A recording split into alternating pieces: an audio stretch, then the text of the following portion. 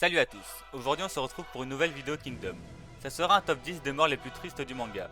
Bien évidemment c'est mon top à moi et c'est subjectif. D'ailleurs j'attends le vôtre en commentaire. La vidéo spoilera jusqu'au scan 690. En 10ème place on commence directement avec la mort la plus récente de ce top, celle de Raido. Il était en charge de l'aile droite de Kenki. Raido fait informer que Sukan, le fils cadet du commandant ennemi de l'aile gauche de Zao, Ryuakuku, avait été capturé par le clan Yoma. Il tortura donc ce dernier afin d'attirer son père.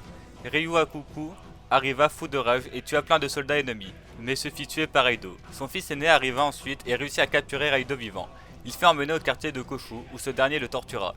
Koshu lui demanda quel était le plan de Kenki, mais même sous la torture, Raido fit preuve d'une immense bravoure et d'une grande loyauté envers Kenki en ne disant rien. Il mourut donc sous la torture et son corps se fit découper en morceaux et posé dans un coffre envoyé à Kenki. En 9ème place on a Shika, quelle femme incroyable quand même, on l'a vu très peu de temps mais bien assez pour comprendre que c'était un très bon personnage. Pour ceux qui auraient oublié qui c'est la femme marchande de Zao qui fait passer clandestinement Issei à Kin. C'est l'un des personnages les plus importants pour l'évolution de Sei. C'est grâce à elle et son sacrifice, alors qu'elle ne le connaissait même pas, que Sei a pu voir la lumière dans les êtres humains et a pu devenir le roi qu'il est actuellement. J'ai hésité à inverser cette mort avec celle de Raido, mais ce qui m'a fait pousser à garder ce choix, c'est que Shika était quelqu'un de bon, contrairement à Raido qui a quand même bien mérité ce qui lui est arrivé. Maintenant passons au top 8, à la première mort marquante de l'unité Aishin, le moment où on a tous compris que unité Aishin ou pas, c'était la guerre, et que même les proches de Shin pouvaient y passer. Pendant l'arc de Bayou, où Ken attaque le camp de Kin, Shin se retrouve blessé et fuit dans la forêt avec les membres de l'unité. Ils finissent par tous se séparer et Bitou se retrouve à porter seul Shin pour le mettre en sécurité, alors qu'il est à bout de force et a des flèches plantées en lui. Il réussit sa mission qui était de mettre Shin en sécurité, puis décéda à ses côtés en lui disant de devenir un grand général sous les cieux. En 7ème place nous avons la mort de Mugu. Contrairement aux autres morts cités avant, Mugu ne meurt pas sur le champ de bataille, mais de vieillesse. Personnellement, je n'ai pas été touché plus que ça par sa mort, mais son petit discours à Muten et Shin m'ont fait frissonner. Et voir Muten perdre son grand-père bien aimé ne m'a pas laissé indifférent. Mais ce qui m'a fait le plus frissonner lors de sa mort, c'est quand son fils, Mugu, lève sa coupe en son honneur, avec son visage impassible de d'habitude, même si on arrive à y voir un peu de tristesse dans son regard. En 6ème place, j'ai mis l'une des morts qui nous a sans doute le plus surpris. Sérieusement, qui s'attendait à voir mourir Ryu aussitôt dans le manga?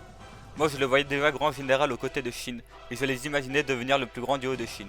Mais non, Ara en a décidé autrement et le fait tuer dès la fin du scan 1. Au moins, grâce à ça, on a directement été mis dans le bain, et on a compris que Kingdom allait être une œuvre où tout le monde pouvait y passer. En 5ème position, j'ai décidé de mettre Seitaku, ce personnage que je trouve vraiment incroyable. A première vue, on dirait juste un vieux diplomate, banal, mais grâce à lui, Ki n'a pas attaqué Kin pendant la coalition. Puis c'est aussi grâce à lui que Uken, le roi de Ki, a pu rencontrer Issei et ont pu discuter.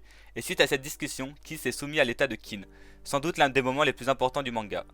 Puis après avoir réussi sa mission, Seitaku contemple la scène et meurt en étant assis et satisfait de ce qu'il a réussi à faire.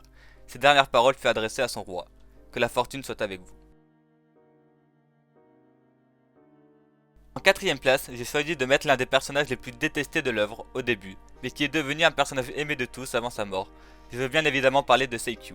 Quelle mort incroyable! Qui aurait pensé au début du manga qu'on aurait eu de la peine pour cet homme lâche et insupportable qu'était Seikyu? Puis après sa défaite contre Issei, il commença à changer. Lorsqu'on le vit tout tenter pour reprendre Tonryu, on ne pouvait qu'être admiratif de lui. On aurait aimé le voir aider plus Sei, mais au final, il mourra dans les bras de la femme qu'il aime, comme un héros, et dit à Shin de tout faire pour aider son frère. Maintenant, place au podium. En 3ème place, j'ai assez hésité, mais j'ai choisi de mettre Dukyu. Il meurt lors de la bataille de la coalition face à Uken. Ces derniers mots resteront gravés à jamais dans notre tête. Ne laisse pas ton feu s'éteindre. Cette mort est vraiment triste, car déjà, Dukyu est un personnage à qui on s'attache énormément, et en plus, sa mort impacte énormément Shin, car il le considérait comme un mentor. C'était son modèle de généraux de type instinctif, mais meurt de la main du même homme qui avait pris la vie de l'autre modèle de Shin, Uki. Les sentiments qu'on avait à ce moment envers Uken, c'était quelque chose. On voulait tous voir Shin venger ses modèles. En 2ème place, j'ai choisi la mort de Fusa, le vice-commandant de l'infanterie de l'unité Aishin. Jusqu'à l'arc de Kyu, pour moi, c'était un random, et jamais j'aurais pu penser être aussi triste pour sa mort. Mais Ara a tellement bien réussi sa mise en scène. Il avait pour ordre de ne pas faire demi-tour et d'avancer, mais vit Kento au loin. Il se rappela d'une conversation avec lui où il disait qu'il était fier de servir dans l'unité Aishin. Il se sentit obligé de faire demi-tour avec 10 de ses hommes pour aller aider tous les nouveaux soldats de la Aishin. Il réussit sa mission à sauver Kento et les autres, mais malheureusement, il était bien trop blessé pour survivre. Il légua sa lance à Kento, puis s'écroula dans les bras de Sugen en lui demandant de voir une dernière fois Shin. Ce dernier réussit à arriver au dernier moment, et Shusa décéda dans ses bras. En top 1, je pense que vous vous y attendiez tous, je vais bien sûr parler de la mort de Shin face à Uken, pendant l'arc Gyu. Non, stop rigoler et rendons hommage à la plus grande mort du manga, le grand général Uki. Je crois que tout le monde a été choqué de sa mort. Je ne pouvais pas concevoir que le manga continuerait sans lui. C'était une légende, l'un des meilleurs grands généraux, personne ne pouvait s'attendre à ce qu'il meure dès le premier arc où il était présent. Même avec l'arrivée de Riboku, je pensais qu'il allait s'en sortir. Même après que Uken l'ait transpercé, je pensais encore qu'il pouvait s'en sortir, malgré ses blessures. Je ne pensais pas que Hara allait tuer un personnage aussi important que lui, aussitôt dans l'œuvre. Ce qui rend aussi triste cette mort, c'est la réaction des autres personnages. Bubu qui regarde Uki tout en s'excusant, et Uki qui lui dit de devenir le symbole de la puissance de Kin. Puis on a la réaction des hommes de son armée et celle de Tout, qui sont vraiment très émouvantes. Uki qui lègue tout ce qu'il a à Tout et lui dit d'empêcher n'importe lequel de ses hommes de le suivre dans la mort. D'ailleurs, la planche où Tout serre ses poings est l'une de mes préférées du manga. On ressent là toutes ses émotions, mais reste quand même de marbre au niveau du visage, car il pouvait pas se permettre de pleurer devant Uki. Puis la dernière action de Uki, où il lègue son arme à Shin en lui disant qu'il était désolé de ne pas avoir pu l'entraîner, en lui disant qu'il était prometteur et qu'il irait loin. Rien que d'en reparler, j'en ai des frissons. Voilà, la vidéo touche à sa fin, j'espère qu'elle vous aura plu et qu'elle vous aura redonné certains frissons que vous avez eu lors de votre lecture. Si la vidéo vous a plu, abonnez-vous et likez. Sur ce, au revoir.